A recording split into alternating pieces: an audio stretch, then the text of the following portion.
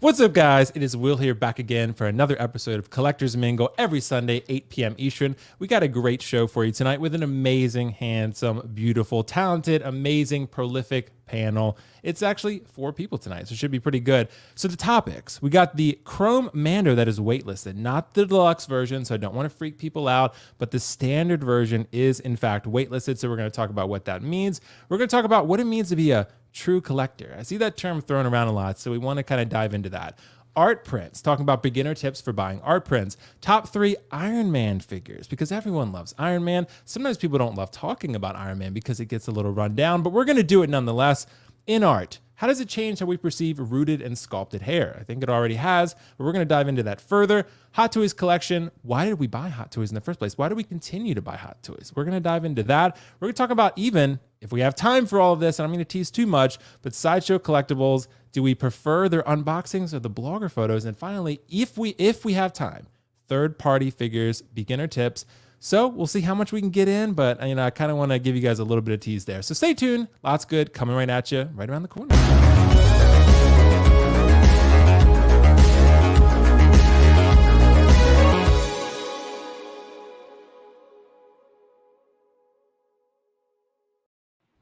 Yo, what is up, guys? We're back for another episode of Collectors Mingle.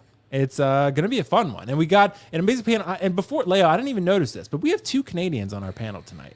That's what's Dude, up. Yeah, bro. It's amazing. Like, the diversity that we're getting here is incredible. This was not planned. I did not think about this. It just happened this way. But very excited to host you guys and have a great show tonight. And before we address the chat and get into our topics, let's address this beautiful panel. Mr. Ben Thomas, The Ben Thomas Show. Thanks so much for joining, man. How you been? Good to have you back. Dude, thanks so much for having me back. I've been so excited. When you asked me last Sunday and I couldn't make it, I was so disappointed. So I spent the week prepping. I cut some of the sleeves off my shirts just in case he told me to wear a muscle shirt. I was like ready to go. So I'm in for the topics tonight. I think it's going to be a really good time. Really cool to meet Gina B for the first time. Again, fellow Canadian, which is cool. And then Layal is the man. Always good to see him on the panels with me here as well. So going to be a good time. There, brother. Yeah, man. Well, happy to have you, Ben. And like I said, man, next time we'll do the cut of the sleeveless shirt. That'll be next. It's good because I wrecked like 3 whole shirts. Okay, well, it was worth it. It was an investment. So it was an investment. But Lael, Mr. 1/6 scale, man, how you doing this evening, man? Thank you for always being here, bro. You always got my back, and I always got yours. So how you doing? You already know, man. I'm doing good, man. I'm glad to be here as always. So glad to be here amongst greatness. Gina B, Ben Thomas, yourself, Will. I mean, thanks, come on, man. We're that's what it is.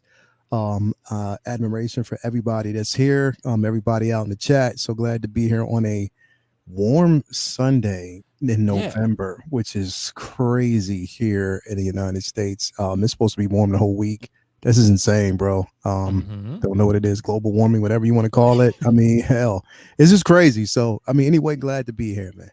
Yeah, man. Well, happy to have you here. And like I said, Leia, we were talking about this before you actually arrived in the back room, that it's like 75 or 77 here on Sunday. Like, it's been cold up until recent. And I know even Ben said he had a snowstorm in Canada. Like, active. I shoveled my driveway for an hour this morning when I got like that was part of my gym exercise. It was crazy. The world's weather is all over the place. And Gina, you said it was warm where you're at, right? It's warm, yeah. So it's about like 17, 18. So that's in I guess in Fahrenheit, maybe that's close to 80, I guess, maybe. What? See?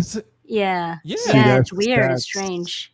Insane. Like literally that is insane. So yeah, I don't know. Is all messed but up. see, here's the thing, is it's like with us, well, you already know, like we'll get hit with this warm stretch and then out of nowhere it's just like bam, it's just cold. The rest, and I think that's what's going to happen mid-November. It's just like it's earlier on, so the summer just it wants to make that last stretch. Yeah. So we'll see. Yeah, we will. So, Miss Gina B, thanks so much for joining. I know it's been a while since you've been able to join on the show, but happy to have you tonight. How you been?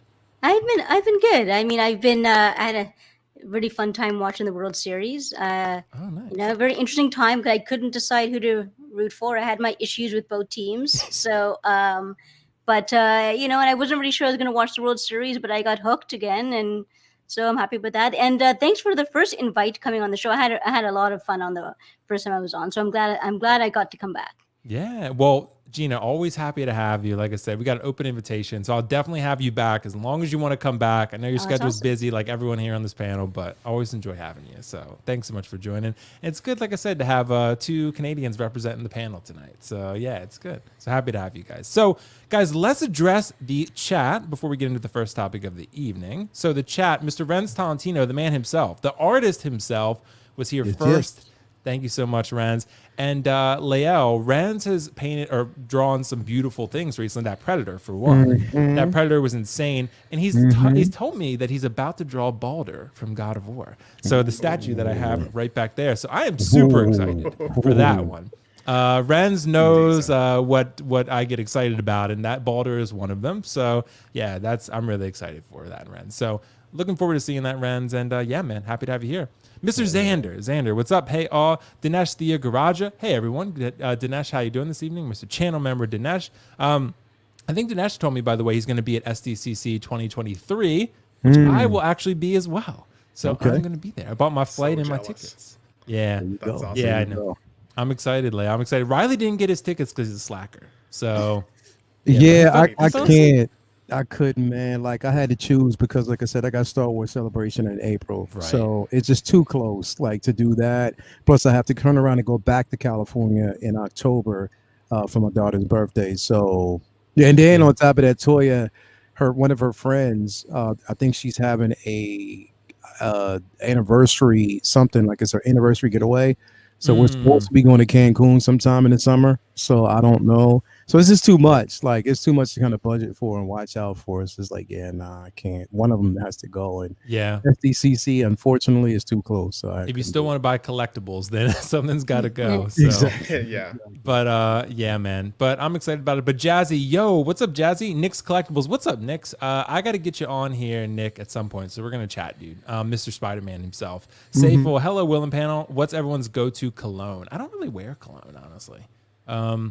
Maybe I should. Oh man, Burberry for me. Burberry? Okay. Yeah, I'm going to try it, Leo. I mean, I've heard that people that smell good are scientifically more attractive, so maybe I should. But I think if you wear enough deodorant, you smell good, honestly. So, I mean, that's just what I would say. If you don't smell bad, you smell good, I feel like. That's kind of how it works, I feel like. But anyway, Valiant Archer. Good evening, folks. Calvin Williams. What's up, Calvin? Feezy's Figures. Javier himself. What's up, Collecting Crew? Let's get ready to mingle with Mr. Fox and friends. Thanks so much, Javier. Let's see. AJ Agarusa, channel member. Thanks so much, bro. Hello. Alvin J, channel member. What's up? Comics. Ben himself is here. Thanks so much, Ben. Mr. Mom Collectibles. Tyria, hey, I hope everyone's good. You too. Pedro Lopez. Chris Cullens is here. Benny Gregerson. What is Canadian bacon? I don't know. Gina and Ben will have to answer that one. Ben, do you know what it is? Can you describe it? It's like we also call it, or I've called it back bacon before, which is also sounds kind of grosser actually when you say it that way. But yeah, but it's like a fattier, like almost like a ham. Having said that, I like the crispy regular bacon more than Canadian bacon. I really don't like Canadian bacon. My stepdad always liked it as a kid, and I thought it was weird as hell. So so maybe I'm not truly Canadian on the inside. The regular bacon is where it's at, 100%. Me too. I just like the thin strips, but And thin and crispy, fatty so the Canadians and hammy. have spoken. It's not right. Okay. Yeah. Okay. It's all about regular bacon. Okay. Brandon Salad. Thanks for the explanation, guys, by the way. Thanks so much, Brandon, channel member. What's up, peeps? Will you taking off Wednesday? What do you mean, Brandon? Because if you mean SDCC, I'm going to be there in California Tuesday through Saturday. I'll go back Sunday. So that's the plan for now. And yeah, man. I'll be at Lael's show this Wednesday, if that's what you mean. Steve Showcase, just stopping by to say hello and give a like. Thanks so much, Steve. Go Canada, absolutely. MB Dyson, what's all beautiful panel, but one of you is a little more beautiful than the other three. I'm assuming that's Gina. I think it's Lael. Are they talking about Lael? I'm assuming that's got to be Gina, so MB Dyson must be interested. I'm not sure.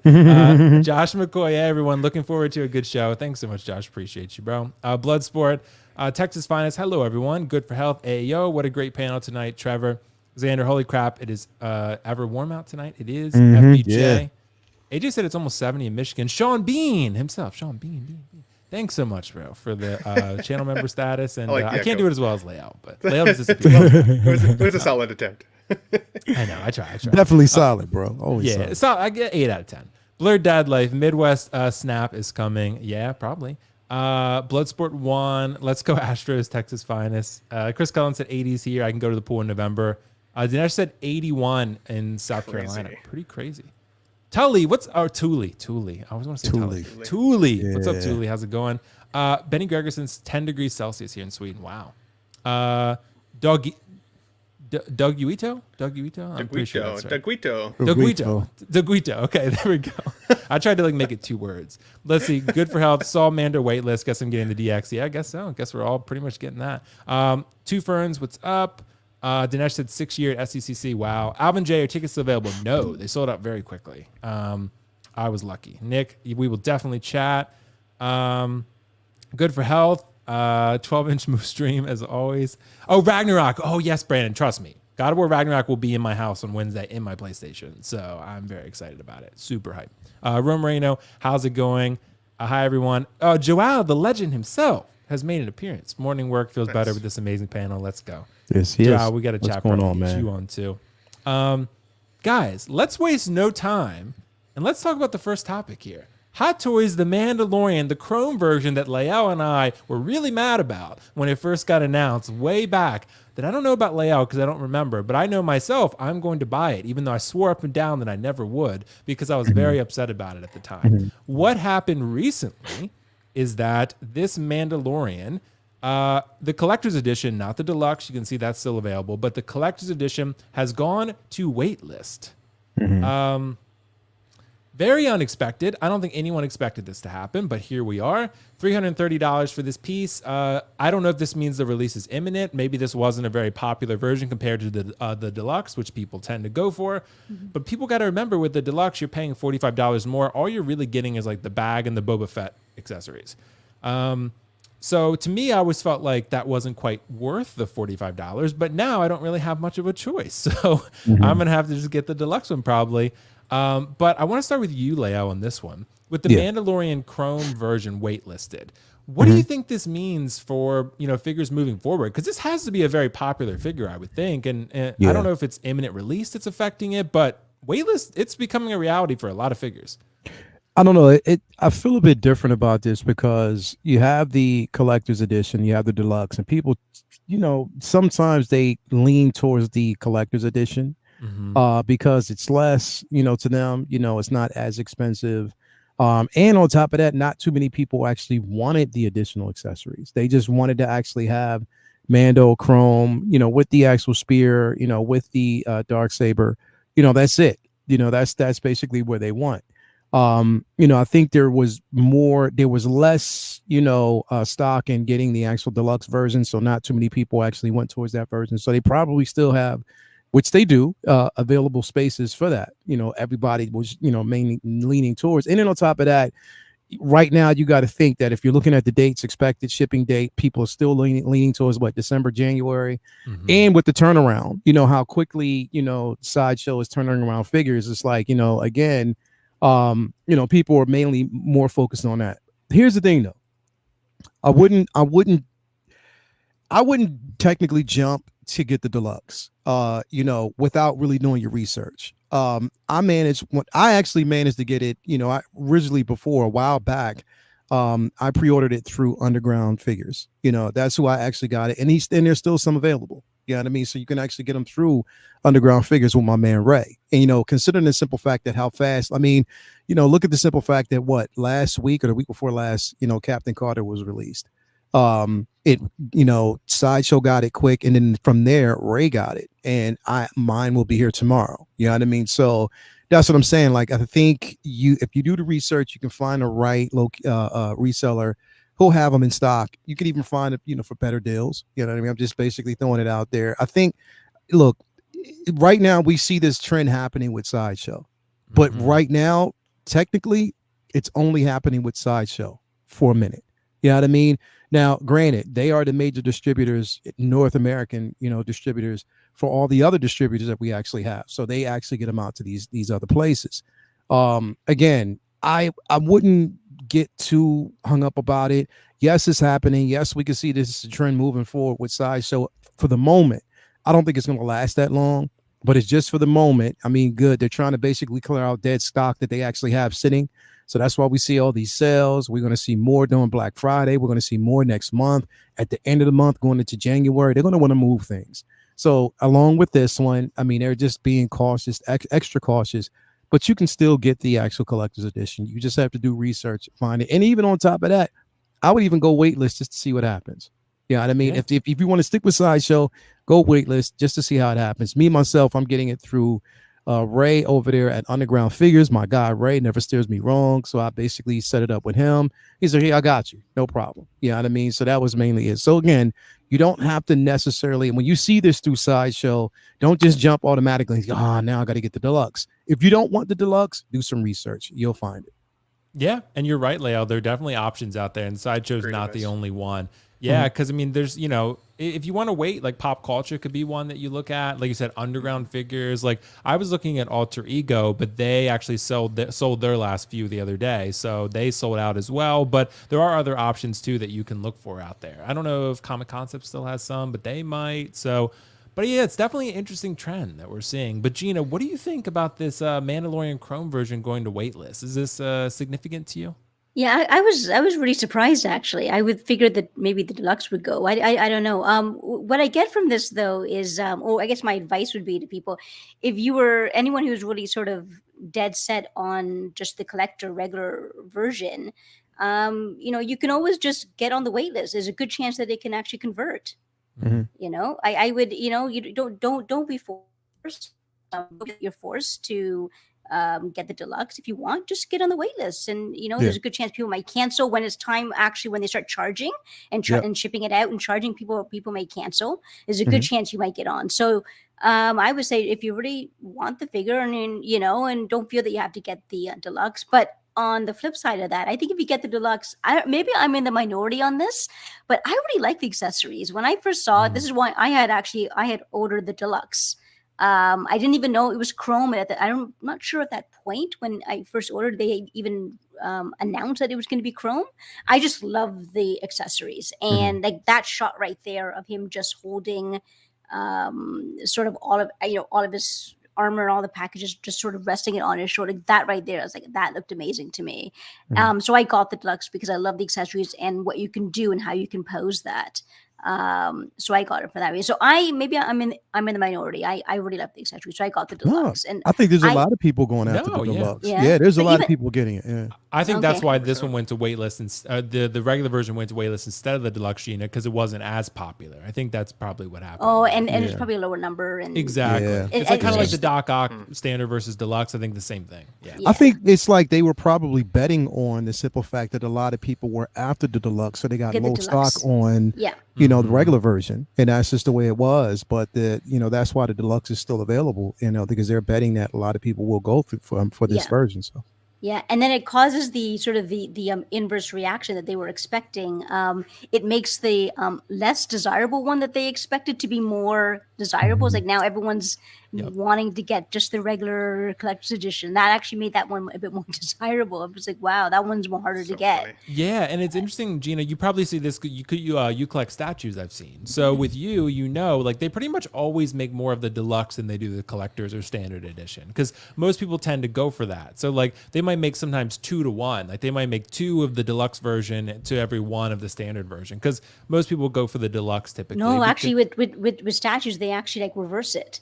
So the exclusive, where they offer more, where they offer an extra thing, that's actually a lower edition. Yeah, I've seen. I mean, you have to look at, but I've seen the opposite sometimes. Like what I'm thinking of is like Prime 1, for example, Gina. Like I just looked recently, the Night King, for example, right? The Night King was, I think they made 200 of the deluxe and 100 of the standard. So it depends. Okay. I'm talking about the Sideshow exclusives. Sideshow exclusives. Yeah. I'm thinking you're talking just about statues deluxe in general. Prime ones, right? I got Yeah, because Prime 1, and I can also like another one like Jin Sakai, for example, right? The deluxe one comes with him like holding the mask and stuff, where the other one doesn't, and people really want that. So they probably make twice as many of that compared to the standard edition. So, but I get what you mean with Sideshow, but with statues, I guess it depends on the manufacturer. But they like I think more people buy the deluxe because that deluxe is such a buzzword. It's like buying organic food. Like when you see the term organic on it, you're like, I'm going to buy that. That's organic. It's healthy, right? So it's the same deal, basically. But yeah, so anyway, great thoughts, you guys. Ben, what do you think about this Mandalorian going to waitlist, man? Is there anything actionable here that you think? It's interesting. It's an interesting topic because I do remember listening to you guys when you first found out about this one releasing, and I remember the sting you had, Will, because I was so I mad. felt the same way at the time. I had literally just got the Beskar Mando in my collection. Mhm. I'm not kidding, like about a week earlier, Mhm. and the way they advertised this figure at the time was like, look at how much better this Chrome one is. Yep. And they did the basically, right? comparison. I Yep. think it's Yeah, on here. and- Yep, I think it's on And here. it was There it is. It kind of blew my mind because like I just got this figure in my collection. I was like loving it, right? I mean, I loved the Mandalorian. I loved the Beskar version, and then like this kind of put a bit of a bad taste in my mouth at the Yeah. time. Now, obviously, being able to kind of get away from that a little bit. Now it's been a couple months. The dust has settled a little bit. And now we're at that point in which, you know, you have to decide whether you want to pull the trigger on this Mando. Do you want to try and sell the last version that you have? If you sell it, are you taking a bit of a loss on it? Because people know that this version's coming out, so they're not necessarily willing to give you your full money back. Like, so you're kind of in this weird dichotomy of choice. For me, in my own mind's eye, in my own collection in the back, the way I've got it lit, my Beskar Mando, I feel like is shiny. I think he looks the part. I think it looks exactly like how I envision that character from the show to look. So I don't feel like I necessarily need this version. Where this one I think is still superior is I think the Chrome does look really cool. So don't get me wrong, I don't want to take anything away from the Chrome, but he comes with the Pedro Pascal head sculpt, right? He comes with the Darksable. He has the Beskar spear. Like, he has a couple of accessories in there where I'm like, damn, like, I kind of wish that I had those. But I also know there are other distributors like Etsy out there that you can reach out to and have some of those accessories made for the figure I already have. The scene in which they advertise this with all the, you know, the baggage and the Boba armor and stuff, it's a very specific scene in that show. But if I'm not necessarily planning on displaying them that way, I don't feel like I need the deluxe version. If I had bought this version, it probably would have been the standard, because I would have just maybe wanted that slightly more shiny version, as well as the head sculpt. But we're getting so close to season 3 now. I would not be surprised if we not only see more of Pedro Pascal's face, because he's clearly, just like the other Mandalorians that he's meeting now with Bo-Katan and them, they're not afraid to take their helmet off. So we're going to see his face a lot more than we probably even did in the first season and maybe into the second. I don't think this will be the only time we'll get an opportunity to have the Pedro head sculpt. I could get some of the other accessories made that I want, and it would not surprise me if they change the armor just in a subtle way, maybe add some color striping or something that kind of differentiates that It's gonna third change. season version It's from gonna this one. change, yeah. It's just like that's just the market, right? I mean, that's how they sell toys. Like, it's the way she goes. I think I'll probably hold out to see what comes out of the third season. Maybe I'll like that armor to stand by my Beskar Mando and just add some accessories at my own cost slowly down the line. The other thing is that Facebook Marketplace randomly in Canada has been really good for me lately. There's been a lot of people who clearly buy figures and then are like, I probably didn't need this, and end up selling it here at discounted rates. So kind of like you guys are saying, put yourself on the wait list. It might get converted, but also keep looking for those other sources, because you may end up finding a deal from somebody who bought this and decided, it's not actually something I truly need, and you might be able to pick it up later down the line, maybe even for cheaper. So I'm going to hold out for season 3. I think on this one, it went waste-list. I guess, snooze you lose for me at this time. Well, And you and know what the sad sorry, part Leo, go about this is the simple fact that the only reason why I wanted this figure was for the head sculpt. I mean, literally it was because I didn't need, of course we have, Gideon, who has the dark saber. We also know that this, the Beskar spear got melted down. Spoiler alert for those who didn't see Boba Fett. But it got melted down and to chain mesh for Grogu. So, you know what I mean? It's for me, it was just like, damn, all I wanted was basically the head sculpt, because I wanted to use that head sculpt for the transport trooper. You know what I mean? At least one of the transport troopers. So that's basically where I'm using it. Whereas with the chrome armor, I'm just going to have the head sculpt, the helmet on the entire time. You know what I mean? So again, it's just like, I wish there would have been like an accessory pack, and they need to kind of dive into that going on towards the future. If they would give us but I understand it's marketing. They have to do what they got to do. Can't crawl for spilled milk. It's there. I know when we basically found out the first time, it was slap in the face. Here's the thing though.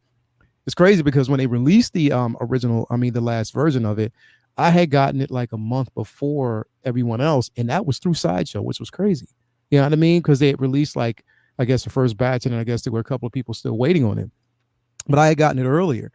I mean, so it wasn't that much of a bad taste, but it was still a bad taste because I'm like, come on, man. Like, this was honestly the superior version that pretty much everybody would have wanted.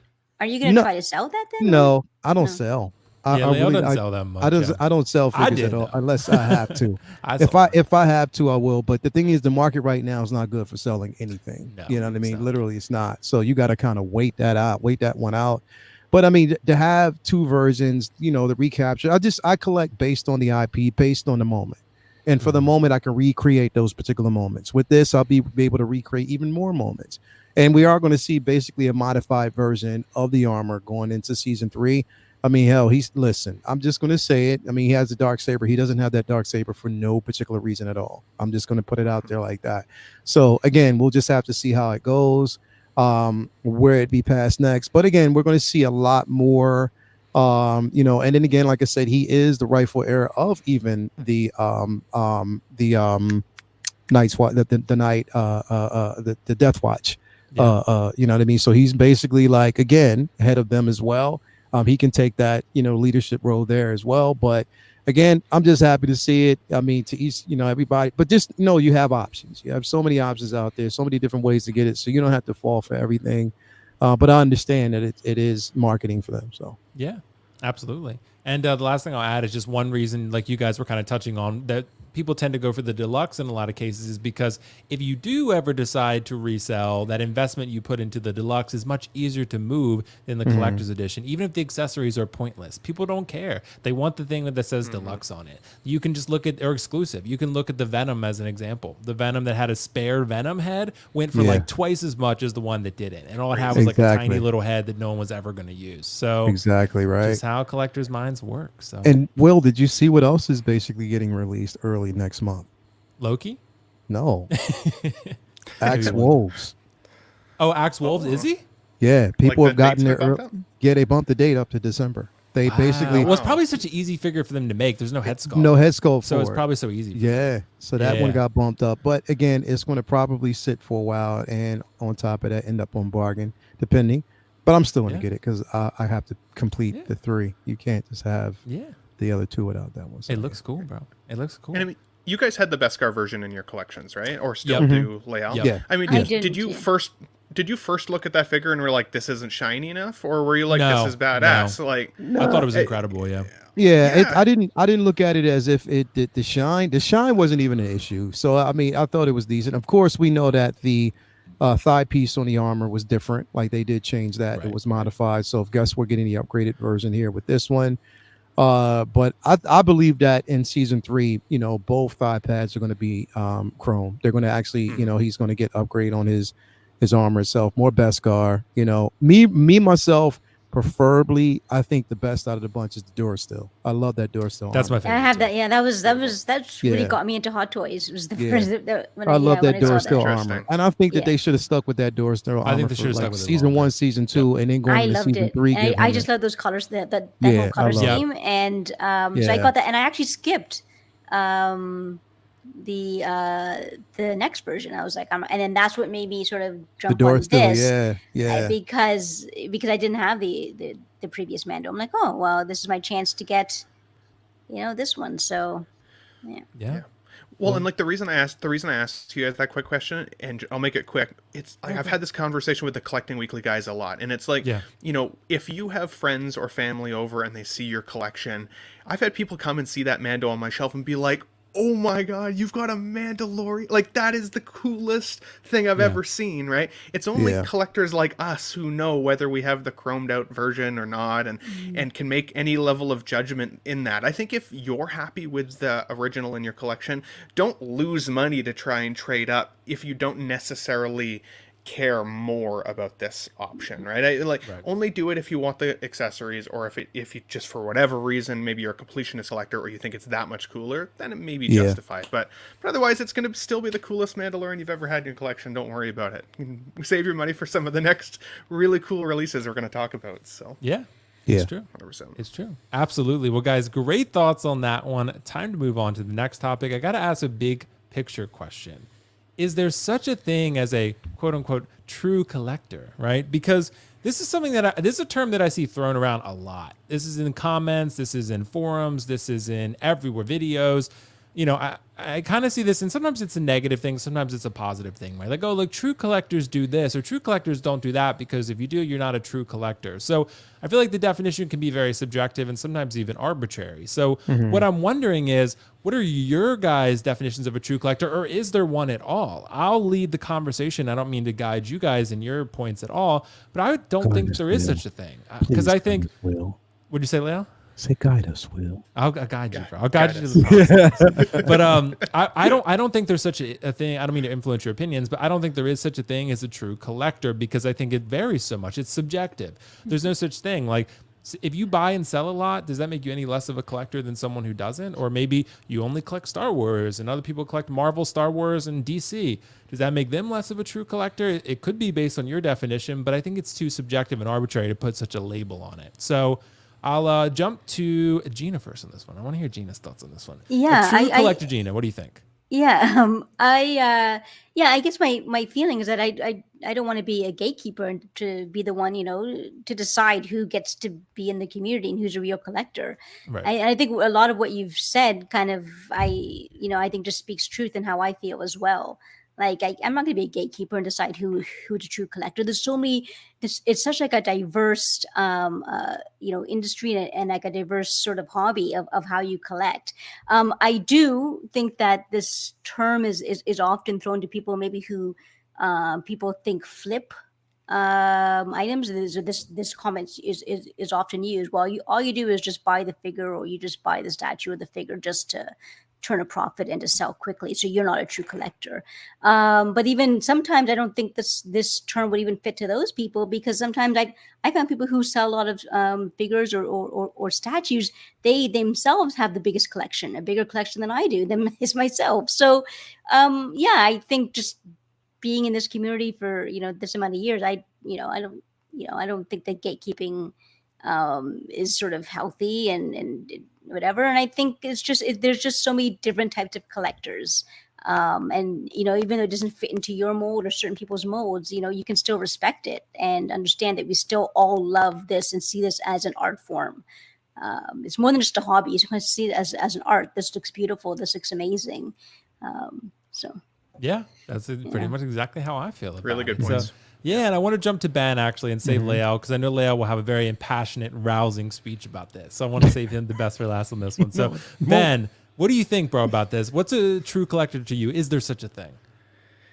I don't think there is necessarily such a thing. I think it is often kind of thrown at somebody in kind of a derogatory way when they think that what they're doing is better than the next person. And like, I don't think that should never be the case. We're a community. We should be able to kind of support each other's thoughts and desires and what they want in their own collection. Just because I collect Star Trek figures, I would never expect you guys to collect Star Trek figures. Like, that doesn't make you any less of a collector. I have a friend who's just starting to buy 6-scale figures, and I'm so excited about it because he's been a buddy of mine for over a decade, and he just put his first pre-order down on the Matrix Revolutions figure, the Neo. And and he's all excited. He's like, "Oh, I hope I get it soon." And I'm like, "Well, you might not get it soon. Like, caution yourself on that expectation." And he's like, "Oh, but like once I get it, he's like, I don't know how to pose it. Like, I don't have a way to display it. I guess like I'm not really like a real collector like you are." And I was like, "Whoa, pump the brakes." I was like, find a way in your own place that you can just walk in, and every day when you walk into your apartment, you're like, that is the coolest thing in my apartment, and just be okay with that. And the longer you're a collector, and the more you evolve your thinking, and the more you buy, and the more you cultivate, the more you'll become your own self, or reflection of yourself being a true collector. You'll feel like you're a true collector because it's your collection that you've cultivated, not what somebody else told you to buy. I think the only time I feel like people fall into the trap of not being like a true collector, and I don't even think it's not like, that's maybe even a little bit far-fetched to say, but is when they only buy based on FOMO, not based on what they actually want, like what means something to them. If somebody comes into my collection and says, why do you have Ninja Turtles on your shelf? I'm going to go into detail about what I loved about the 90s films, what I love about Star Trek and Star Wars and Marvel and DC, and absolutely every bit of franchise behind me has a memory attached to it, a good feeling, something that I was with a friend and I saw this film and I loved it. I was with my mom not too long ago. She had cancer 2 years ago. She got through cancer. And her and I finally got to see the Doctor Strange Multiverse of Madness film. I cannot wait to get a Doctor Strange in my collection from that film because it reminds me of sitting with her in the theater, having some popcorn, watching a cool flick, and just having the memory, right? That's what to me makes me feel like a true collector is when you're in my space, it represents who I am, not who Will is. And when you go to Will's house or when you go to Liel's house, or Gina's, it's going to be the same thing. What means something to them is what means something to them based on what they've purchased and put behind them. And I think that is really impactful, and it should be supported. You shouldn't try and take something away from somebody, as I said, because they bought a Star Trek figure and you're like, Star Wars is cooler, so you're clearly not a collector. Right? Yeah. Something to consider. There's some really great points, Ben. And like I said, I really like the idea, like you said, going with your mom to see Doctor Strange, and you have that moment that you can look at the figure and connect with. You can link the two. And that's, I know Lael's preached that for a long time, that nostalgia. Like that nostalgia is the biggest reason he collects and does what he does. So it sounds like, Ben, it's part of your thing too. And I think it's all of us. It's part of our motivation. I know Gina would probably say the same. So, but Lael, what about you, man? Is this true collector thing have any significance or relevance to you? The thing is I never really understood that term because like what defines a true collector? Like what makes people basically think that, just because, a person may collect less than another individual or, because, someone may have more than, any other, that makes them more of a true collector. Or if they decide not to unbox, if people decide not to unbox whatever figures that they get, it doesn't make them a true collector. Or if a person just decides not to even show you the display, it doesn't make them a true collector.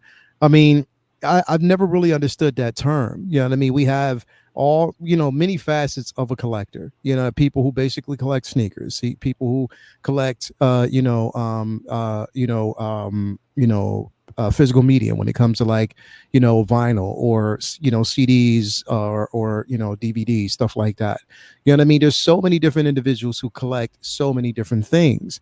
I think that if you collect, you start out collecting one figure for the first time, you're a collector, what I mean? Because you've collected something that you've connected with, it doesn't matter how many, it doesn't matter if no one even knows, that you collect or no one's ever seen your figure. That doesn't make you any less than anyone else. And I've never really understood that, that philosophy or when people basically say that, you know what I mean? Because who's a gatekeeper, bro? What makes anybody a gatekeeper or aficionado to tell somebody that they're not really a collector? Like who's labeled that? Like even, is there such thing as a professional collector, bro? Like, I mean, literally like a professional collector. What makes one a professional collector? You can't get a degree in collecting. Yeah, there's no degree in basically collecting. You know what I mean? I wish. I mean, if you're collecting artifacts, okay, whatever. But what makes one a professional collector? That's my question, because it doesn't really make sense. So again, I mean, I've never really stood by that philosophy, and especially when it's condescending and it's done, in such a way that, it's, it's a reflection of, or you're trying to damage someone's integrity or whatever. I've never stood by that, bro. Like I said, if you're in this community and you've just started out collecting, welcome, plain and simple. Absolutely. Welcome. We love you and keep on doing what you do. Yeah. That's how I view it. See, guys, I knew you would bring the absolute heat, all three of you, on that topic, because it's like I said, the gatekeeping thing. I think that's kind of how I view it. But to each their own. I see some comments that are kind of giving their own definitions of what it means to be a true collector. To each their own. Like if that's how you feel, then that's how you feel, right? So to me, like I just feel like it's too subjective to put a definition on it, a label on it. But yeah, great thoughts on that one, guys. Let's transition back to figures slightly here, and I want to ask a question. I know not everyone loves Iron Man all the time because we get a lot of Iron Man releases because Hot Toys loves Iron Man. But put bluntly, the community loves Iron Man too. Maybe they just don't realize it all the time, because a lot of us buy Iron Man en masse. A lot of us buy a lot of Iron Man figures. So I want to ask the panel, I want to throw this question to you guys. Your top 3 Iron Man figures. They don't have to be in your collection, just the top 3 Hot Toys Iron Man figures that you have seen or that you have owned so far that I guess get you the most excited about Iron Man. I'm going to start with Ben. Ben, what are your top 3 Iron Man figures? Hit me with the big 3. Okay, I'll try to keep it pretty quick. Okay. So, when I think of Iron Man, I think of him crashing down in the desert in that first film, Iron Man 1, when you first see the Mark III suit fully done up. He takes his arm, rocket, big tank explosion, all like that. You know, the music in the background, pretty badass. For me, I think the Mark III that's coming is going to be one of the best suits that we've seen from Hot Toys so far. The diecast version. I know we've had the plastic in the past, but the Mark III diecast is beautiful. It's super iconic. And yeah, really, really cool.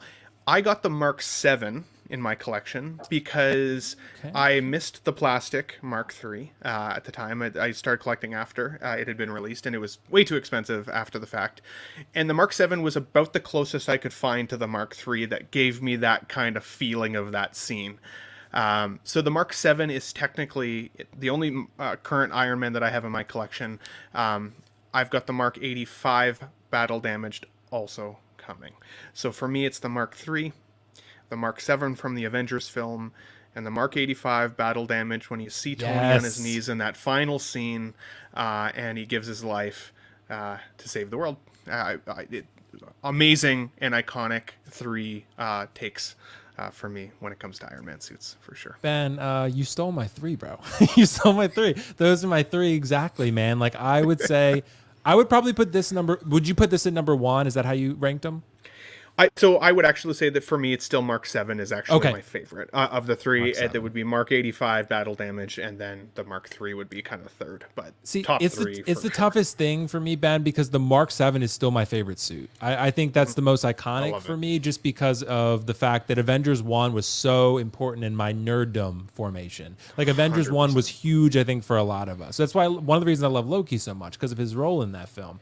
But the Mark VII, I just think, is its role in the MCU and impact is huge. But I would put the Mark III, actually the new one, second also. And then the Mark 85 battle damage, I would put number 1, just because I think that is going to be the ultimate grail, unless Hot Toys decides to reissue it 50 times. Because that is, if you had to have one MCU figure, this would probably be the one. This is probably the most iconic MCU figure that you could possibly buy. I think this is the climax, the epitome of the MCU and what it was capable of. It shows the end for Iron Man. It's a very, very, very important figure. I remember when this went up for pre-order, even Sideshow's website was kind of like lagging, and like, because everyone wanted to pre-order this immediately. It's that impactful and iconic. So, Lael, I think I know where you're going to go, but I want to see your top 3 Iron Man. I think I know what's number 1, but hit me with them. Oh yeah. So surprisingly, I mean, I think, well, some of the 2 of the ones that I'm going to mention, well, my number 1 is not going to be everybody else's number 1, of course, you already know. Yep. But my number 3 is going to be surprising to a lot of people, because I know that not too many people like this armor, but I do. And it's only because I'm a comic head. And that is the classic suit. That is the classic comic book version of, I love that suit. I mean, I know a lot of people basically hate it because of the plastic and this, that, and the third. Okay, cool. That's fine. But for me, I love that suit. There's just something about it. I just can't put it this way. My honorable mention is the War Machine. That War Machine. Yeah, that's a good choice. You know, literally, bro, like that one, you know, from Iron Man 2. I mean, come on, it was iconic. It's an iconic. It's basically iconic even with the comics itself. It's more closely to you know, comic accurate than any of the armor. So I loved it. But yeah, the comic book version, the actual, that's my number 3. My number 2 is the 85, the clean version 85, because I think it's closely related to comic, you know, when it comes to colors, the contrast and everything. I basically love that one. But again, I'm just more like the clean version. I didn't go for the battle damage version because I didn't, you know, the thing is, for that, I just want the clean representation because I just love that armor and I just love the way it looks. There we go. And of course, yeah, there it is. That 85, bro. Like, I don't care what Satcha nobody makes searching says. for things difficult sometimes. Yeah, they do. It's They like do. Really This making one, me work here. yeah, this one is incredible, man. You know, I basically like this version. I love the color contrast. I love everything on it. And then actually posing this figure up next to the rescue armor, it's finesse. You know, you don't have to basically do it the same way you've seen it in the film. You can just do your own way. And finally, my number one is the Mark V. I The knew Mark it, bro. V. I knew it. I don't care. That's just I know we only seen it, you know, and it's probably minor amongst all the other armors. But yo, this one right here is a phenomenal piece. I don't know what it is about this armor that I love so much, but it is my number one. Out of every armor, all the armors that were ever released, this is my number one. I love this piece. It's something about it that I just can't take my eyes off. Even when we saw the film, it was like, yo, what the hell? You know what I mean? It was phenomenal. To have this in my collection, I am so excited. You know, we waited for this for so long. Yes, they did a re-release. They did a reissue of the reissue with the base. So we know that. But this having in my collection, I'm fine with it. And I'm happy about it. I will get that suit up because I want to see that suit up. I just want to see the transition. It's going to look great. But yeah, the Mark V is definitely my number one. Very impressive armor. And yeah, that's basically where I'm at. So again, my honorable mention is, you know, the War Machine, the classic suit, the 85, and the Mark V. Bro, Great I don't choices, think you're buddy. as alone as you think on the Mark V layout. I think the Mark V is a really popular suit. I Yeah. think it's It's super, it's so incredible, unique. bro. It's so unique. I And love just, the scene was incredible. And I love the look, the aesthetics of it, the look of the suit. It's just a I have that figure behind me. It's a really good figure. It It's is, really bro. It is. good. And absolutely worth buying, whether you have the racetrack diorama or not. It's just an amazing figure. So, Yeah. yeah, man. So, Gene, I know you're not a huge Iron Man collector, but I'll pose the question. Yeah, well, especially for the figures, I'm not, but I do have two Iron Man statues. Oh, okay. Which Iron Man statues? Yeah, do you so have? I have the they're both XM Studios. I have the XM Studios okay, classic Iron Man because just like Liao, I love just the classic suit just from the comics and the whole That's color cool. design of that. So I have the XM Studios classic Iron Man, and then I have the XM Studios Mark 7. So the Mark 7 is my favorite suit. Okay. Just that sort of like Ferrari red color of you know, the Mark 7. Yeah, for the figures, I haven't delved in that world yet. I more how people see Iron Man figures now. That's how I see the like Mando sort of figures. Like that's, you know, I'll get any Mando figure. I'll get any or like any Boba Fett figure. I'll be like, Boba Fett, yeah, click. So that's my thing. But I'm surprised though that no one mentioned the Mark 1. Nobody liked the Mark 1. I don't. That Really, no I'm going to take a yeah? controversial take here, Gina. I don't really see that as an Iron Man suit. Why? I think Why the is Mark that? III is the first suit to me. That's Okay. like that's the first like Iron Man colored Iron Man, schemed suit. okay. Like it's a controversial take. So I might be a hypocrite and end up getting the Mark 1, but I don't think I will. I don't think I'll get the Mark Okay. 1. And also, does that also apply to the Hulkbuster? You don't see that as a No, I do, because that has like the Iron Man colors and everything. So Yeah. that has like the Iron Man color scheme, and it's still a Tony Stark But no suit. one would have that on their list, eh? Or even on their top 5. I saw in the chat some people. I saw did. someone. Yeah, I saw someone mention. Yeah, but I would not. Maybe my top 5, but I don't know. The Mark 46, and I like the Mark 6 a lot. The Mark 6 is really good. So they're all like slightly different. They're all slight deviations of each other. But so you said, Gene, if you were to get one Hot Toys Iron Man, you'd probably get the Mark 7. I'd probably get the Mark 7. It's my favorite suit. Yeah, it's a beautiful figure. Trust me. So for those of you that don't have the Mark 7 and you want an Iron Man, this would probably be that and the Battle Damage 85, I think, are the two to get. So yeah. So good thoughts on that one, guys. Love talking about some Iron Man every now and then. It's always fun. But let's transition still in the figures realm. But I kind of want to talk about something that's really, I think, has been interesting lately, because I think that this is not a uniform thing. I think the general consensus in the community was that with Hot Toys, we prefer sculpted over rooted. And I think now that InArt exists, the reason we've all been saying that is because Hot Toys generally does not do rooted hair very well. They do it sort of like dollish, Barbie-like, sort of, for lack of a better term. Depends on the figure, but some of them are just not the best, right? Infinity War Black Widow. That's the perfect example, Leo. That's the perfect example of what I'm talking about. But the reason I kind of bring this up is because now that InArt is offering sculpted and rooted, I can see a lot more people saying like, but the rooted has so much more realism and it just looks more lifelike, right? And I've been saying that. And I'm a perfect example of this. For the longest time, I was like sculpted over rooted. Sculpted is just safer and easier and better. But now I'm like rooted over sculpted, baby. I've changed 180. And I think that's because of the InArt prototypes that we've seen. Hopefully the final products look as good as this, but I'll share an example in the Batman, right? The sculpted hair version looks pretty good of this, right? On this one, but the rooted hair looks that much more lifelike. So I want to jump to you, Gina, on this one. So for 6 scale, do you think InArt is changing, or will they change how we perceive rooted hair? Because I feel like it's already kind of happening.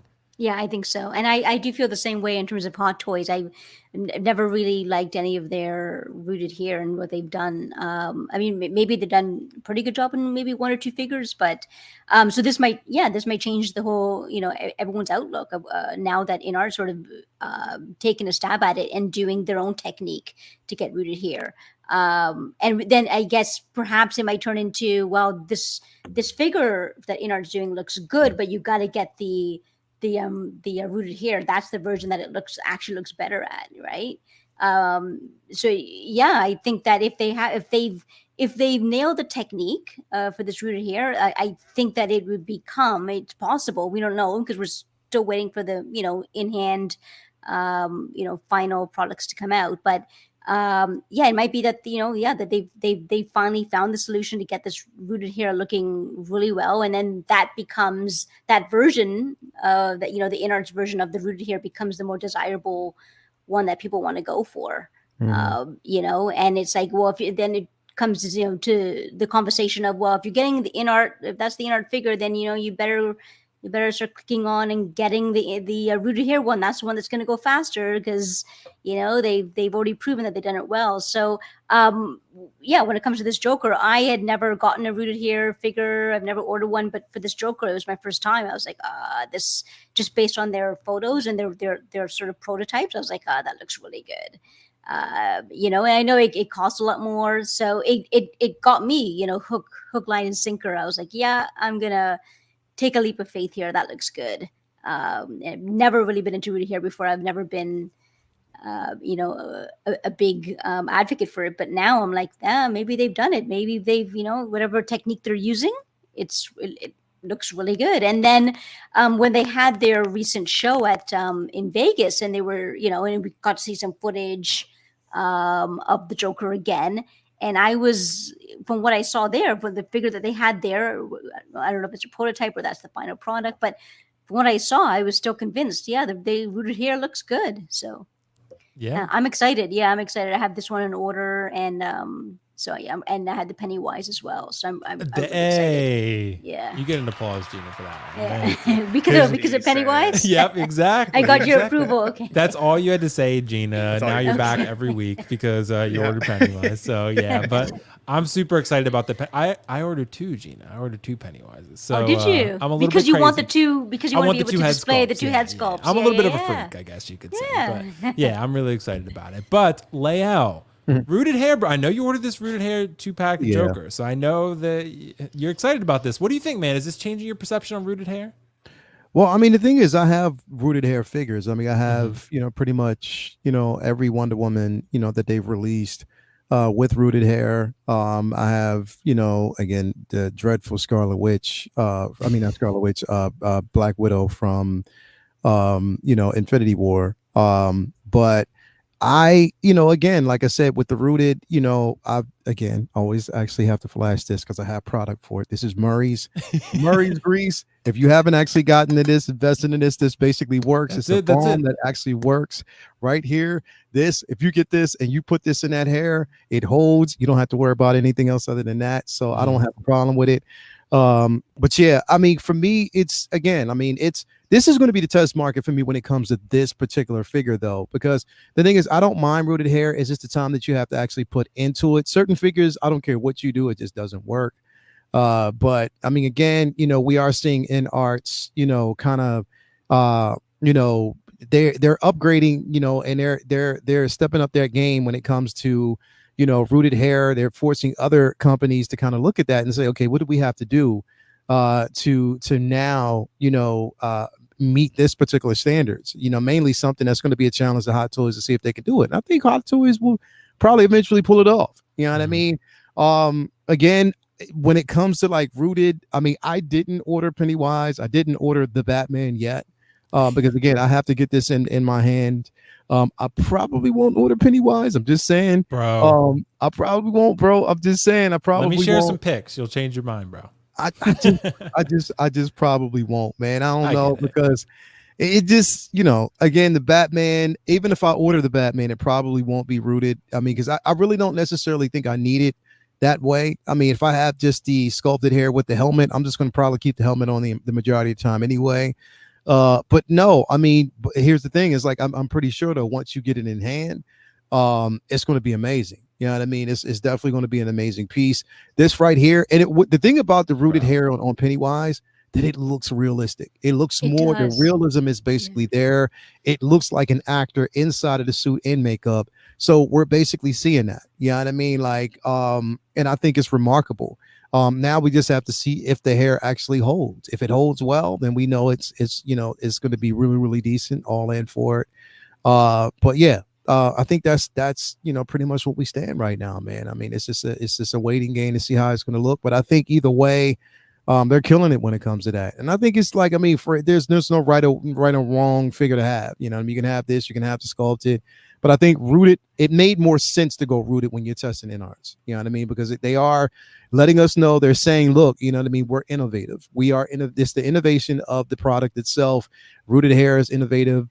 I mean, the suit clearly looks, again, I love that it doesn't look clean. I love like it, pretty much the tailoring on that suit itself. So it definitely looks great. The weathering on it. But yeah, I mean, I again, if you're going to rooted route, there's ways to take care of it. I have mine. You find yours. Yeah, there you go. Murray's. Love it. So Love it. Ben, what do you think about this, man? Is InArt with their prototypes kind of changing the perception a little bit in terms of like how we, view rooted head sculpts versus sculpted? It's a great question. I think it will change it temporarily. And I say that because I think what it'll end up doing is forcing Hot Toys to look at the material choices that they're using, the way that they cut the hair, the way that they actually style it, kind of coming out of box for a collector. When I say temporarily, though, because I think it's a good thing that InArt is pushing on Hot Toys a little bit, right? We're gonna see some evolution, some forced change potentially from them with characters that could have rooted hair. I've got the rooted hair 2-pack Joker coming as well. It will be my first set of characters in my collection that have rooted hair. I think what will change my perception, as opposed to just being a temporary like band-aid, will be how it ages. Now, that's also going to be a little bit challenging to measure because all climates are different. So if you live in a really humid climate versus a really dry climate, the way that figure ages in your collection may change. Whether you got Murray's hair grease or not, it's hard to know what that'll look like in 2 years or longer, right? I think what will be the deciding factor is the material choice. How long how good it looks coming out of the box, how long it stays looking good coming out of the box before you really have to futz it, and then what will the maintenance look like on that in the future? Because if I have to like take my Joker and give him a little hair bath in my kitchen sink at some point and reapply grease to his head, and hair starts falling out, he starts looking really like patchy and weird, and or I accidentally wreck some of the paint work, or like there's going to be so many things that will change my direction as to whether I actually want to continue to buy rooted hair, depending on how, as I said, it ages. So for me right now, I think I'm kind of with you in the same sense, Will. I've always thought sculpted was a better solution because you could take it out of the box, you could find the pose you like, and you could stick it in that pose, and boom, good for life. But with my Jokers coming, it will remain to be seen as to whether it will convert me fully or not. Has it changed the perception of the game? Yeah, I think a little bit. Some of what we've seen with the Gandalf, even though in the beard, is subjective. I know it's not as long as some people want it to be, and blah blah blah. Like, it still looks really, really good. The Bruce looks really good. The Joker for me is almost perfect. Like, I'm so excited about it. I just like I'm crossing my fingers and toes that it continues to look as good in my collection slowly over time. Yeah, sure. And I think it will, Ben. We're gonna see. I mean, that Joker should be shipping out soon, so I guess we're gonna So find excited. out when it's in hand. So So excited. yeah, bro. guys, great thoughts on that one. I think the perception is changing, but I got to address a couple super chats here because Ash Chase, I'm so sorry that you sent this in early and I did not mention it. I'm so sorry. Ash, thanks so much, bro. I'm a pro at dropping $400+ in 2 seconds. Aren't we all? Aren't we all?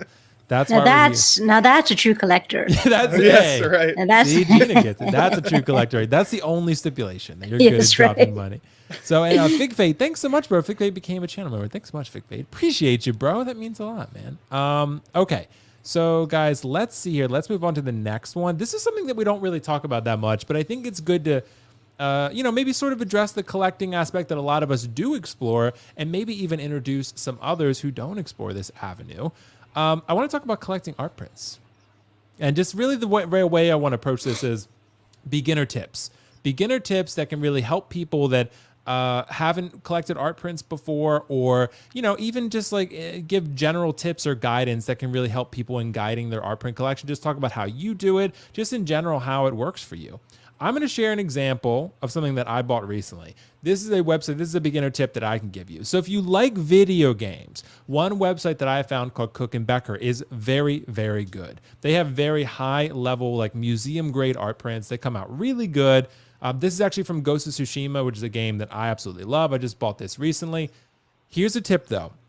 When you're buying art prints, you have to be very cognizant of what size you're buying, because an art print like this, 10 by 24, kind of hard to find a frame that size, right? It's not a typical size. If you buy an 18 by 24, very simple. You can go to Michael's and find that anytime. Lael knows this. So Exactly. you can go to Michael's, get the art print that you need, and get the frame you need rather than you could frame your print. If you buy something a little bit more of a unique size like this, that's a beginner tip for me, a little bit harder. So another one I would give before I let you guys go is, I tend to get something like this that's a little more general and kind of beautiful looking for something like a living room or an office or something. If you have something in your collection room, you could have something a little more exciting like Darth Maul or Sauron or something cool like that, right? That's just how I do it. Everyone has their house differently, but something a little more general that maybe your partner can be okay with, or just the people who come in your house would be a little bit different. But I'll go with you, Lael, on this one. Is there any art print, that you're particularly excited about? Like, what beginner tips would you give beginners for collecting art prints? Because I know there's people out there that have maybe thought about it before or haven't. What general strategies do you take? Well, I mean, definitely you have to have a love for the piece. And on top of that, it's always a statement piece, whichever you get, and it can be unique depending on where you get it or who you get it from. Me, like I said, I have, certain artists who, I cling to when it comes to art pieces and the stuff that I actually get. I mean, I'm so, stupid excited. That's pretty much one of the reasons why, I go to cons. If I'm going to Comic-Con, it's not, just for panels. It's not basically just, again, if I want to get certain, books, CGC gradings, I can actually get it done, through my, my local comic store. They know how to get it done for me. But I mainly go to Artist Alley to collect prints. I have my favorites. Again, the excitement is that when you get a certain piece that is a statement piece that you have, pretty much in your collection, on your wall, when you visually actually walk down the steps, especially if somebody's coming down the steps and they see it, it's just like, yo, they get the same feeling that I got, you know what I mean? Because it is a statement piece. It is visually, captivating for me. And it speaks towards the characters that I love the most. You get to see them in such a dynamic way. You get to see them in a scene that you probably wouldn't see them, in anywhere else. And again, it's like I love those unique statement pieces. My advice to anybody, and I'm pretty sure like it's not even advice that you have to give to anyone, because when they see it, they'll know when they have a connection to a piece, especially if they want it. They'll see it and be like, boom, that's what I want, because I have a connection to it. It's something that I see that I know once I get it on my wall, I can't take my eyes off it. It complements maybe a figure, or it just it complements the mood in the room, however it may be. It's one of your favorite characters. Again, Ren's, using him as, one of the greats out there right now, up and coming. Like he's doing some big things, killing it, in our game. My man Vince, he has like some really great statement pieces as well. But yeah, like, I mean, again, like it's important to have a connection to it. Collecting prints is not for everyone. But it is for the people that, really love and are captivated, by, the artistry, whether it's in video games, if it's in comic books, if you've actually seen, a print at your local comic shop, or, if you always wanted to see that character recaptured in a moment, art prints are definitely the way to go. I've been collecting art prints since I've been collecting comics. So yeah, love it. Yeah. And there's a lot of good ones out there, Leia. Like you can go on Sideshow, you can go on other places. Like I said, Video Games Cook and Becker is really good. Like you have all these great Marvel ones that pop up all the time, bro. Like I mean, this Iron Man one, that would be sick for any Iron Man collector. I mean, that's incredible right there. So yeah, definitely. So what about you, Ben, for art prints? Would you have any like tips for beginners? I know with you tend to like stitch things a little bit better. So you're the artist yourself, but say you were getting into art prints, like how would you approach it? Yeah, honestly, I would approach it in the same way that I approach collecting just in general. I think knowing your budget is really important because there's definitely a really broad range of pricing when it comes to art, right? I mean, know kind of what you're willing to spend, what you're willing to put aside. I say also have an idea or an envisioning of what you want your collection space to look like, right? Because I don't know about you, there's been lots of figures, for example, in the past where I'm like, wow, I had a Green Ranger in my collection. I love the Green Ranger. I think he's cool, but it just, no matter where I put him in the room, I just didn't like what it looked like with the rest of my space. I just had a hard time fitting it in. And art prints can be much the same way. You can go to a con and see a print and be like, that looks really cool, and buy it and get it home and go to put it on your wall and feel like it actually is detracting from your collector space because it's not necessarily fitting what you envision that space to be. So know your budget, know kind of the stream in which you want your space to look like, so you can kind of stick to as much of a lane as possible. You won't have any regrets that way, I think. And then ultimately, also, like the collector community with figures, use trusted sources, right? There's people like Will who has a site that he goes to, and like the one you were just mentioning. If you like video games, I'd reach out to Will and find out. Like what's a good spot. I've talked to CC 3PO or CC from Rogue One 6 before about Star Wars prints. She knows a lot of stuff about prints. Use the people who've been doing this for a while as a bit of a resource, as long as they're trusted and that you feel like you can ask them a question, because most of them, if you're talking about stuff that they think is cool, they're gonna give you 5 minutes of their time, right? And most people won't steer you the wrong way. And use the community as some support or some resource. But I definitely think, as I said, cultivating your collection is important. For me, I don't collect a lot of art prints because I do have limited wall space, but I have a weird hobby. So I've always liked comic books, and I always think comic book art is really, really cool. So I started cross-stitching a few years ago, and so I'd find covers that I really liked and figure out the design for them, and then learn how to cross-stitch them myself. And so all of the art prints that I have in my room now are my own creation, which is cool. And again, when it comes back to That's just amazing. being kind of my collector space, when people come down into my collection room, like, these are the things that mean the most to me, for sure. That's incredible, yeah, it's bro. cool. I call it my granny hobby, or my grandma hobby, for sure. But You're like Renz, bro. Yeah, You're cool. an artist yourself, man. That's exciting. That's amazing, bro. Renz is amazing. Yeah. Yeah. But Ren, thanks, you guys both are. cool. You guys both are. So, Gina, what about you as far as art prints go? I mean, what kind of tips would you give a beginner art print collector? So I mean, I got into art prints. I think same reason I think most collectors do, because they like that particular IP.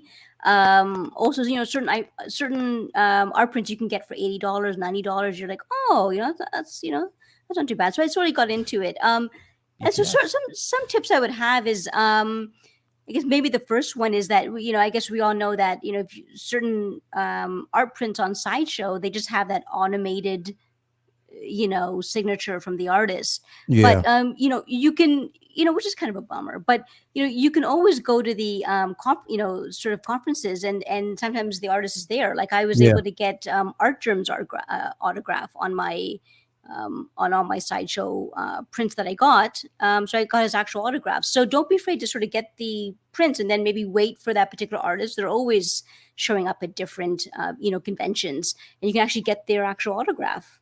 That's one thing. The second thing, and I'm sure most people have probably thought about this, but don't be afraid to sort of maybe take the extra leap and get custom framing. If you have a print, it does make a big difference. And I'm sort of just preaching, I think, what most collectors have probably heard. But once you do it and take the leap and go, okay, fine, I'm going to spend the $150 or whatever it might cost, $200, and get the matting, get the frame. It does make a huge difference. And then third tip, which I sort of learned after sort of like switching out all of my artwork in my place slowly of getting, because I used to just have my generic artwork framed up on my wall, and then I started transitioning it out into actual art prints of the IPs, of the things that I actually liked. And one thing I learned very quickly was you can think that if you put a collection of art prints and frames up on the wall, if they're from the same IP and the same franchise, it's all going to match. That's not necessarily the case. Always, you have to sort of think of the color palette. Yeah. And you have to think of the style of the painting, or style of the art print. It could be sort of like a realism. It could be comic book, and you don't want to. And you can look at it and go, this doesn't look that. It looks okay. But it doesn't really. It's not hitting a 10 out of 10 that you expected. I mean, they're both the same character. They're both framed nice, they got good framing, and why isn't it really clicking? And maybe it could be the color palette isn't working, right? One is really vibrant and the other one is like pastels, or one is really natural looking. So keep the color palettes, or keep the styles around the same. If they're all, if you're having them framed together, if you're having all these framed on the same wall, if you're kind of doing like a gallery wall, that's one thing I've learned that. I have, like, for example, on one of my walls here, I have the 3 large, like art gem, like Wonder Woman prints. Okay. Right. But they're the same sort of, I mean, yes, you could say it's like Wonder Woman, but that's not why it all seems sort of, because, cohesive. Is the fact that the same style, the same color palette, and the same natural tones. So it just looks, they don't actually clash. They look seamlessly against the wall. It makes a huge difference. And then sometimes when I have people come over and they don't really realize it's actually Wonder Woman, it just looks like a very expensive like painting thing, right? You're not really paying attention until they look closely and sees Wonder Woman. It's because all the colors match well. It just looks like a very intentional gallery wall, rather than just putting up posters like it, right? So that's I would think really think about the color palette and the styles of the painting when you want to put them all together. Yeah. And I'm with you on that one, Gina, for sure. And we got a super chat. So thank you so much from Pedro Lopez. Frame your art ASAP or store it in a portfolio. I'm with you, Pedro. Absolutely, bro. Absolutely. That's another really good tip. And yeah, I'm with you, Gina, on the custom framing thing. The custom framing thing is really cool if you want your display to pop really nicely. Yeah. Not exactly an art print, but I got an autograph recently from Tom Hiddleston of Loki. So it's a picture, a still from the film, 16 by 20. He signed it, and it's a great signature. And I got it framed with museum glass and everything. It was very expensive. Like the signature itself was like maybe $325, something like that. But the framing was more than that. The framing was like $370 because it's a big photo, and I got it custom done. I got like museum glass on it because it's an autograph, and I wanted to preserve and over time, right? So with art prints, just depends on how much you pay for the print, how much you like it. But custom framing can be nice, but yes, keep in mind it will get pricey. The more custom you get, the more pricey it gets. We know this from collecting other things. So that's another tip. So definitely, if you can start out with, like Lael said, Artist Alley, or even the sideshow prints that tend to be 18 by 24, you can get one of those. You can get a frame from Michael's for $15 probably for that. You can start there. But like Gina said, that's a really good place to start, having cohesion and a consistent sort of theme and color palette for your pictures. If you're going to put them in the same area, that's kind of nice. But get what speaks to you ultimately. That's what I would say. But think about the big picture also. Anyway, guys, great thoughts on that one.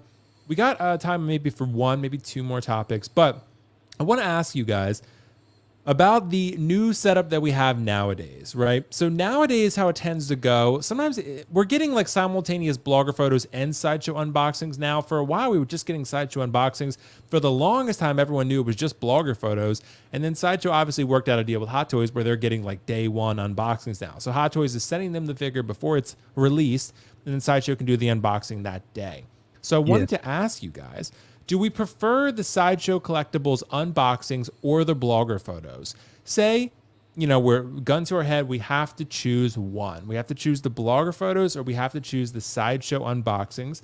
There are pros and cons to each side, I feel like, but one of the things people would say about Sideshow is, well, it's not like, and I don't think they label it this way, but it's not like a formal review because they're selling the product. But I think Sideshow just labels it unboxing. They call it first look, right? They're very careful with their wording not to call it a review because it's not a review. But, it could be biased, whatever. Like, no, their job is really just to sell you the figure, so they're showing it to you. So I tend to like the unboxing because I can see a live first reaction. Justin's videos we can watch a little bit later, right? But they come out maybe a couple days later, at best. Sideshow's the same day. So you get that first look, just like they title it.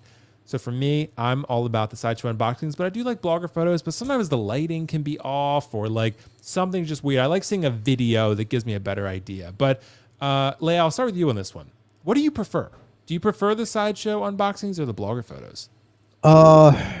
Okay, so with me, like I said, I'm not really sold on a lot of blogger photos. I mean, about a couple years back, yes, because we had, now it's just one of those things where it can be iffy.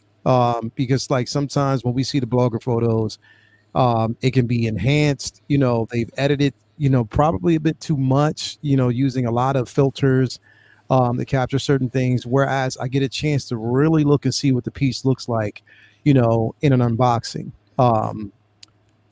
Sideshow does that. So they basically give you that. Of course you get better unboxings with other people, such as Justin. It goes more in detailed. It gives you a more detailed overview, same as others.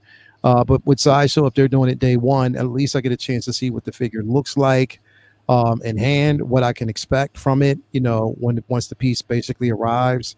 So yeah, I would, for me, like I said, unless, especially with the blogger photos, it has a tendency to, sometimes take me away from the expectations of that actual figure. Sometimes good. So it's a double-edged sword. Sometimes it could be good. And then even with the unboxing, sometimes they don't go over everything. Sometimes they don't basically give you, it's like a quick overview of the actual figure or the piece, but you don't get the detail. You know what I mean? Because they're doing it in it's more like a short, to be quite honest.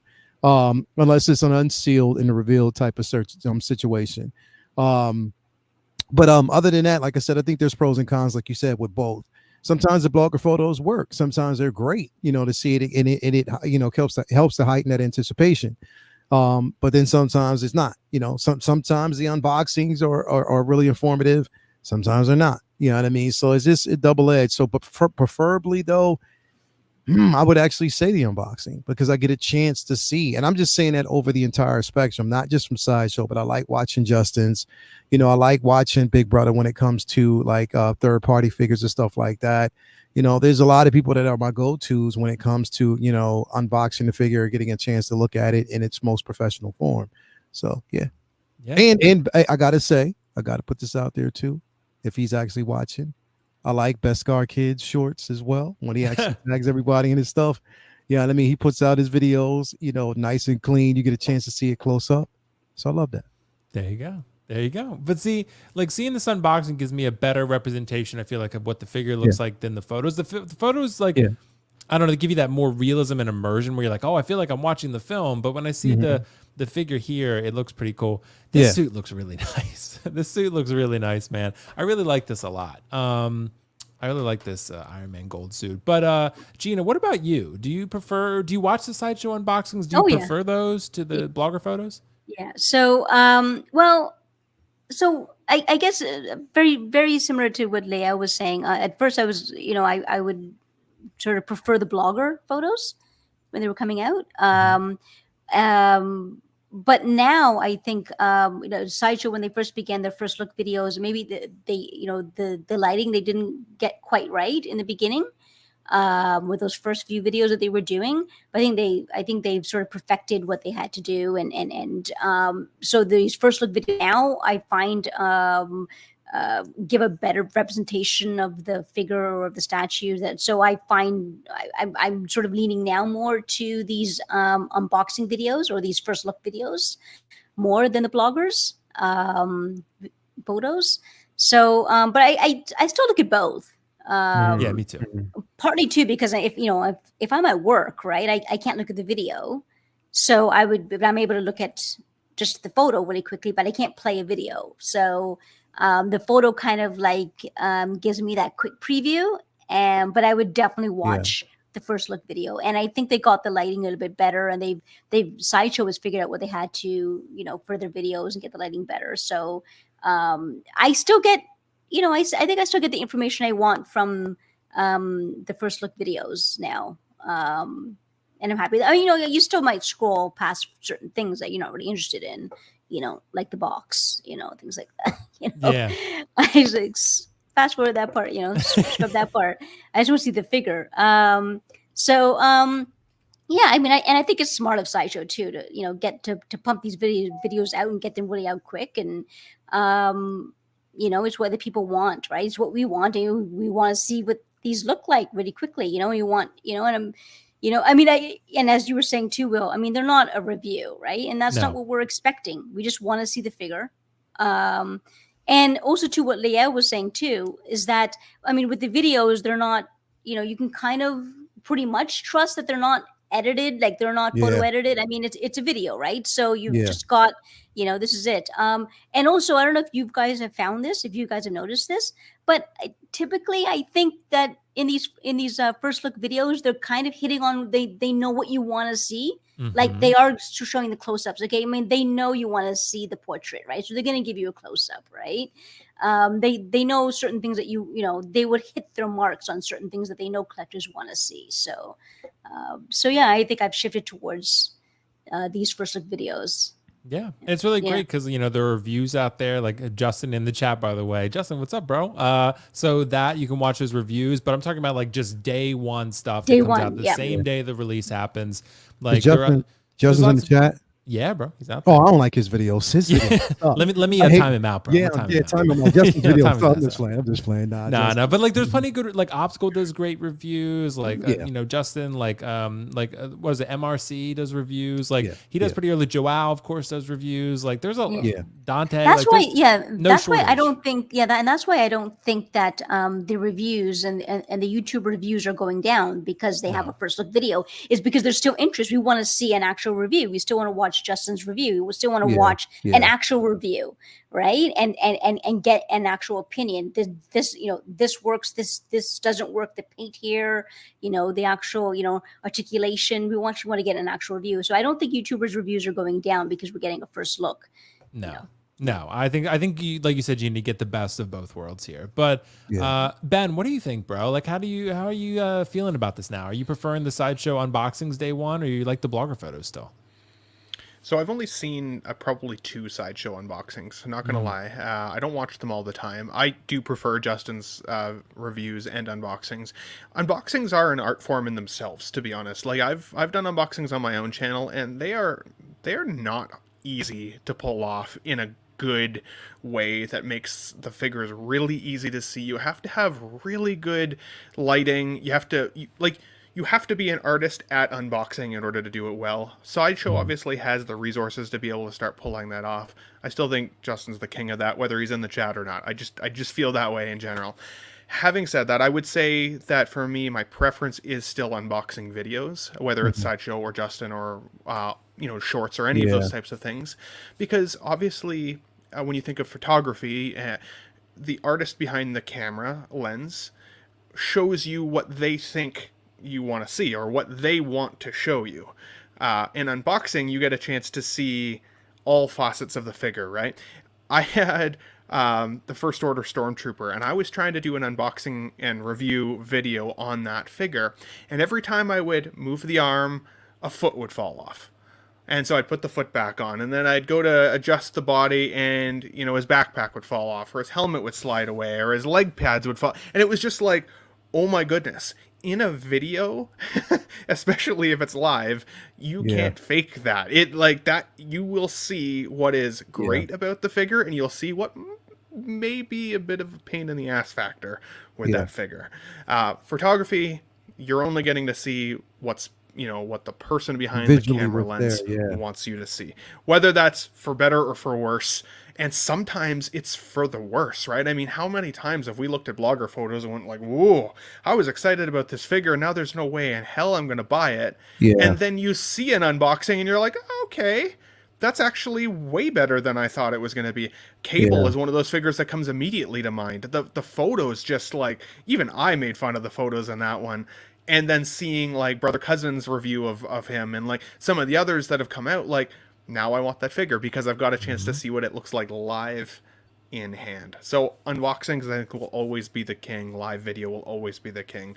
If you're actually trying to make a decision, you can watch these videos with the sound off. I mean, you know, if you don't want Justin's review on a figure, you can still, you know, turn the volume off, listen to some music, and just see that first look at the figure. Just watch it, make your own opinion. It's the visual and how well you can see that stuff, I think, is really what's important. And the thing Sometimes is, though- go ahead. I'm sorry. Oh no, sorry. I was just gonna say that like sometimes I get sort of anxiety if I'm watching it with the sound off, because I'm watching it and then, you know, well, what if he or she's saying that this hair is broken or something, and I don't know, and I'm just watching going, man, wow, look at this, and you know, I'm just so, you know, I always feel that with the review I have to listen to what he or she is saying, because you know, it can look good on the screen or whatever, but you know, he or she may be giving a warning, right? So I'm like, I gotta listen to what they have to say. But like I know you're gonna say it, like, but for like Sideshow, I know the criticism there is that Sideshow's trying to sell us the figure. So like, if you don't want to be sold the figure, like the mute button helps for sure. I trust Justin's perspective. If he's like, this figure is great, I'm gonna be like, okay, I'll make my own judgment, but at least he thinks it's great. I'm more willing to part with my $500. You know, if he says something's not working, he's had enough experience with figures that I feel like I can also trust that judgment. So that's when I feel like I have the anxiety. It's like you said, if maybe like somebody like Justin or even Brother Cousins or Lael or some of those guys are like, yeah, this isn't good, that's when I probably would want to hear it. But Sideshow, if they're trying to sell it to me, maybe not. It's hard to say. I like the simple fact that, like I said, if I'm watching a, you know, if I see a blogger photo, that blogger photo doesn't tell me how the figure articulates. It doesn't basically tell me whether or not, because again, I mean, you could place a figure in a certain way, but I mean, I want to know how the movement, the fluidity. It's not telling me that, you know what I mean? It's just you placing it into a certain pose, and you have me to believe that, you know, you've gotten it and it's effortless. Sometimes it may not be effortless. I need someone to tell me whether or not it is the right, you know, if whether or not, you know, I should pose it a certain way, or, you know, if it could be damaged over time. So again, I prefer the videos over, you know, the actual blogger photos. Again, like you said, that when we first saw two figures came to mind for me, not just the Cable, but even the Darth Maul. But once I got Darth Maul in hand, I was like, oh no, that's not that bad. 100%. You know what I mean? I love the figure. I mean, and once I got Cable in hand, that's not that bad. You have to see it in hand first, because again, a lot of blogger photos, I'm not saying all of them, but a lot of blogger photos have let us down. And sometimes it can be a detractor from, you know, the figure itself. So yeah, it's definitely true. I mean, any number of times I'm sure we could point to where like, oh man, that head sculpt doesn't look very good, but you can get it in hand and it's a lot better. Like, you know, I don't think the Rey from Rise of Skywalker is perfect, but a lot of people think it's fantastic. I think it's pretty good, but the blogger photos made it look not so great. They kind of oversaturate it, make it a little look, like Justin was saying, a little glowy, right? So it can sometimes happen. Not that the photographers aren't professionals and don't do a great job. It just sometimes it doesn't translate to photo perfectly every time. But video is just, it doesn't lie. Like, it just is what it is. So, and it's just, you know, there's no, I mean, I'm sure there's color correction and some editing and lighting and stuff, but nothing too crazy like a blogger photo. So, I mean, we've seen what happened with the you know, the Winter Soldier from Falcon and the Winter Soldier. Yeah. I mean, literally, bro, like, it was just too much. Like, it was too much editing, too many filters used on that figure, to the point where it took away from the experience of what it would look like, and you have to see it by video first to make a determination. You know what I mean? So 100%. again, it's not a knock on, because the thing is, I know that a lot of photographers, they really take their time to really produce and give us great photos. And it's no knock on it, because a lot of those photos are excellent, incredible, and I love them. But at the same time, it's just like, again, like some of them aren't, and you just have to just face it that it's not. So Yeah. Have you guys ever found that maybe the blogger photos have shown the figure to be better than it actually is, and when it came in hand, it was like, it looked better in the blogger photos? That's a good one. I don't know if That's it's a good happened in question. reverse like that. Has it ever happened? No? Or Yeah, is usually it's the opposite. Like, I feel the like they don't opposite? look as good, and then it looks better. Because I feel like, Gina, you've probably seen like almost all figures look better in hand. I feel like almost all. Maybe like I might be in the minority on this one, but Moff Gideon, I didn't love Moff Gideon. Like I liked how it looked originally, but then when I got it in hand, I was like, it's good but not great, and I didn't feel like it was as good as I wanted it to be. But that might be a controversial opinion, because I know a lot of people love Moff Gideon, but I didn't quite feel like it captured Giancarlo perfectly. But that could be one. Have you guys had that happen to you or no? yeah, I mean, the thing is, it's like that Giancarlo. I mean, I was sold on it from just the production in general. So it didn't matter what a blogger or a reviewer was going to say to me. I just wanted that figure in hand. So again, I mean, it's I don't know, if he said that's, again, I stick to posing. I stick to doing posing videos. I leave the reviews to everybody else because they're good with it.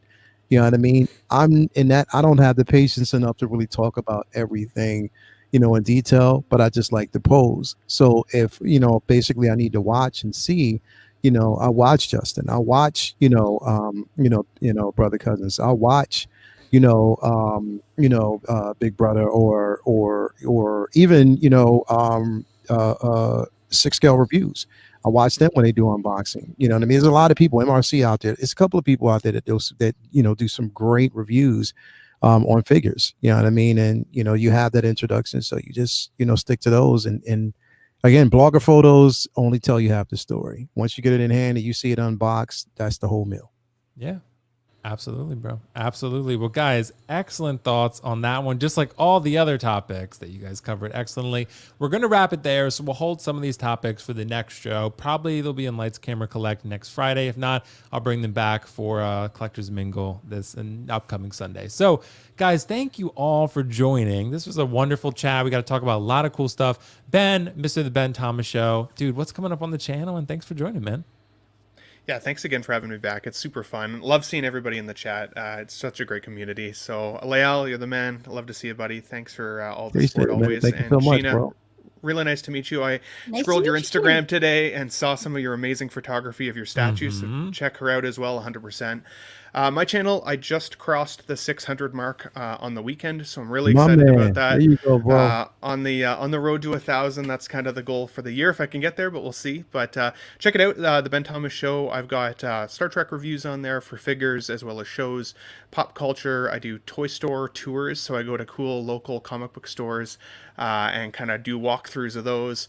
And then I do my own unboxing and reviews and just have a lot of fun. So I called it the Ben Thomas Show because I didn't want to just be compartmentalized into one thing. If I think it's cool and it means something to me, it will come to my channel, 100%. Yeah. So check it out if you get a chance, the Ben Thomas Show. Definitely appreciate the support. But again, for other than my own channel, if you like me and you like kind of my take on things, I'm always on Collecting Weekly every Tuesday with the boys over there on their main show, and then I get to stream with my buddy Marco at 16fix as well. When his lovely wife Gigi is not available, he subs me in as his co-partner. So she's way better than me, but yeah, check out 166 and Collecting Weekly as well. 100%. Gigi, yeah, she's a fun one, man. She's awesome. Sassier than you are, Ben. So yeah, she trolls Marco. It's the best, bro. It's the absolute best. I love that. I love it so much. But yeah, Ben, thanks for joining, man. Leal, Mr. 1/6 scale man, sometimes quarter scale man, depending upon the day. But yeah, man, thanks for joining as always, dude. What's coming up with you?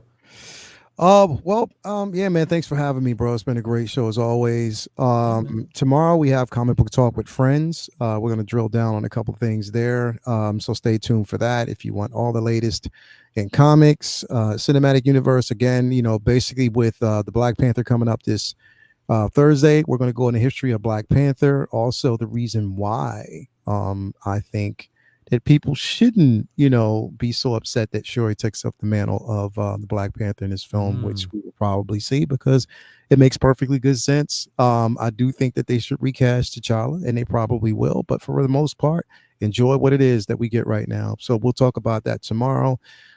Say What Wednesday. The title of that show is The Biggest Hypocrite. I am the biggest hypocrite, and so are you. And you'll understand exactly why. So stay tuned for that. Justin, if you're out there, if you want to be on the show, you can. Anybody else that wants to jump in, definitely I can have you on, but it's going to be an incredible show. We won't be here for Uncivilized Scoundrels on Thursday because, again, that's Black Panther drops. And we probably won't be here for Figure Flex Friday because I forgot we have an event, a red carpet event for Black Panther that day as well. So yeah, but we will be back next Sunday for Collectors Lounge International. I'm dropping a couple of videos, posing videos up this week as well. So stay tuned for that. And yeah, man, thanks for having me. Yeah, man. Well, thanks for joining as always, Leo. Sounds like some great stuff coming up on the channel. So, and last but certainly not least, Miss Gina B. Thanks so much for joining, Gina. Is there anything coming up on the channel that you want to plug? Your Instagram, because you do some great photography. So I mean, you know what? I haven't, and I have more figures. I have not taken in statues. I haven't taken any photos of. No, I'm just getting slammed at work, so I took a break. Okay. And I actually have some like reviews in my queue, but I'm still sort of doing some final touches on it. So it's gonna be a while until I put something out. Just taking a break, just because work is just getting really hectic right now. But hopefully, like I have the Massage Ventress review, statue of that one. I have the Gambit premium format review, things like that I want to get out, but I'm still working. But yeah, so eventually I'm going to get them out. I'm not. It's been so long since those statues came out that I'm in no rush. Like I'm like, oh, I'm gonna get it out eventually. Yeah. But Ben, it was so good to finally meet you for the very first time. I'm sure it won't be the last time. 100%. And Leo, it's always a pleasure to be on a panel with you. Thank you so much. Yeah. And Will, once again, thank you for the invite. This is always fun. This is a nice way to spend a Sunday evening. So. Yeah, absolutely. Well, thank you so much for joining, Gina. Like I said, always you bring some great insights. All three of you do, seriously, man. And like I said, you guys just make the show exciting and fun. So, it's always a blast. So, yeah, so as far as my channel is concerned, you can see I just did a first reaction to a collection tour. That was something I hadn't really done before. That was actually Carlos's idea. It's gone pretty well so far. People were pretty receptive to it. So I did Mr. Justin's collection. So Justin's collection, I reacted to his. But I'll be reacting to probably all of your collections at some point on this panel and a bunch of other people's. So that'll be fun. There'll be a bunch of other stuff that I'm doing. I'm actually doing a review of the Kylo Ren helmet from De Nuevo Novo. That I have this one right here.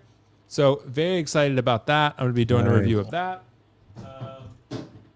And then any other number of things that I'll be doing along the way. But there'll be, Lael, you'll be excited to hear this. There will be some movie reviews returning. So it's about time, man. It's about time. There will be something. One thing, though, that might disappoint people is that I'm probably going to be reviewing lesser known films. Not as much like Black Panther and stuff like that. We can do those on like a live stream or something.